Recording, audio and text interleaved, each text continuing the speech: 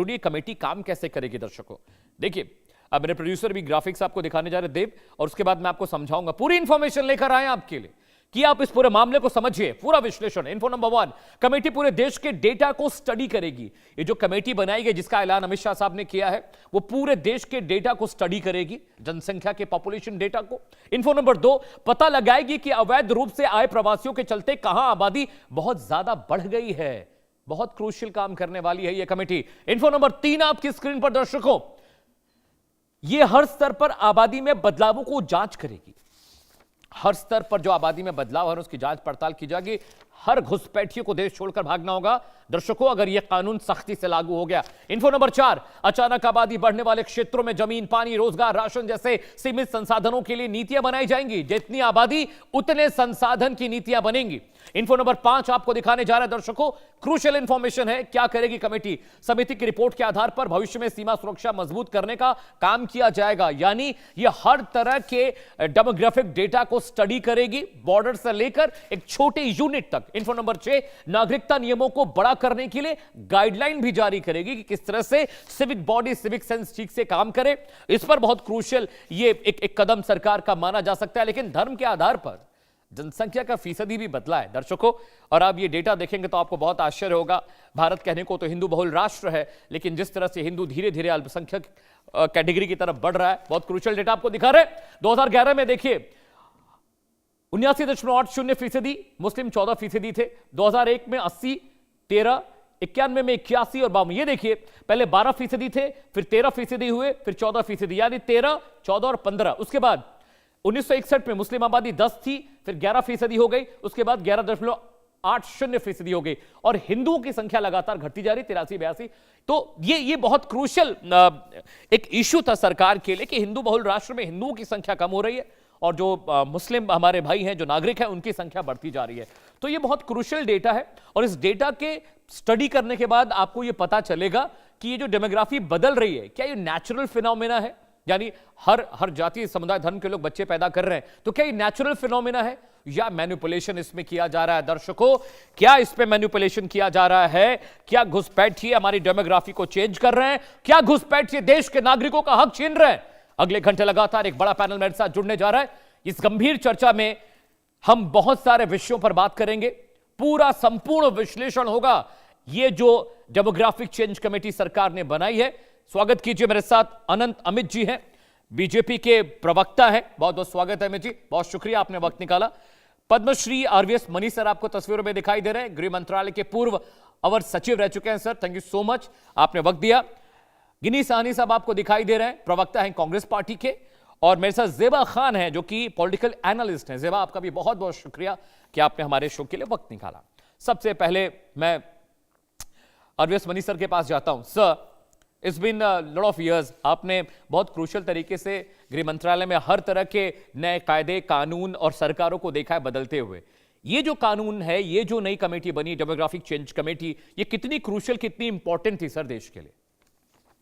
देखिए, मैं personally I stand vindicated.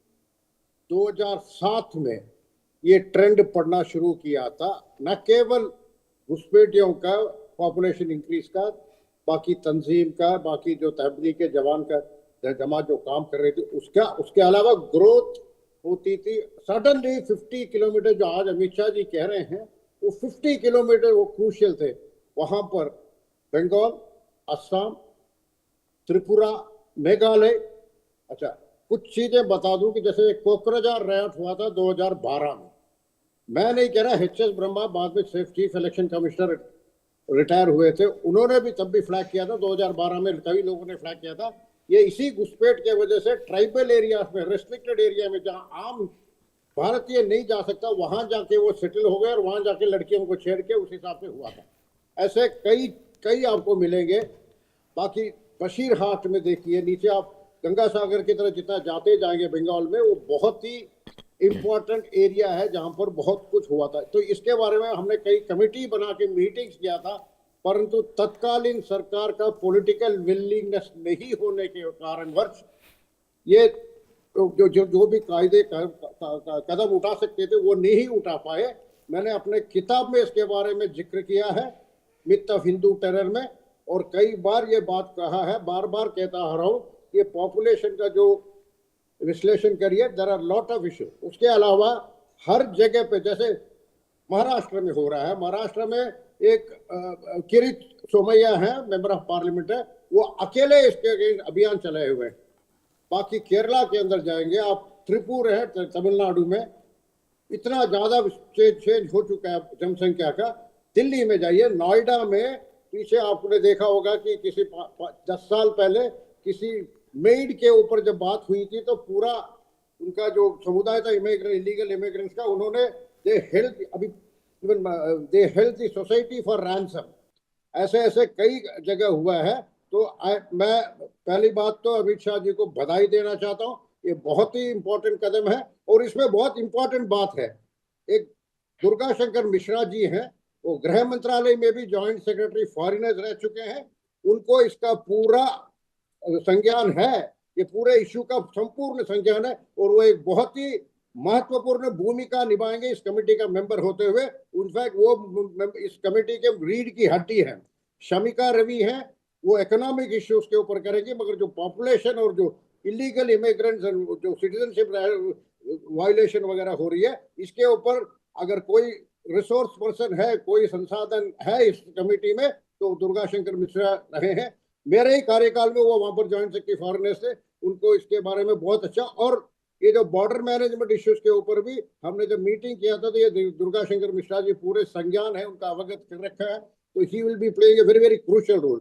बाकी बालाजी श्रीवास्तव IPS ऑफिसर रहे हैं उनका, बाकी जो सेंसस कमिश्नर है RG ऑफ इंडिया, वो तो नेचुरली मेंबर सेक्रेटरी रहेंगे। तो ये बड़ा बैलेंस्ड कमेटी है, ये बहुत एक्सेलेंट काम करेगी और बहुत ही इंपॉर्टेंट कार्य सूची दी गई है। बहुत बहुत धन्यवाद। मैं अमित शाह जी को बधाई देना चाहता हूँ, व्यक्तिगत तौर से मैं बहुत ही खुश हूँ इस बात से कि ऐसा कमेटी बनी है। Thank you Mani sir, please stay with me, I will come to you again.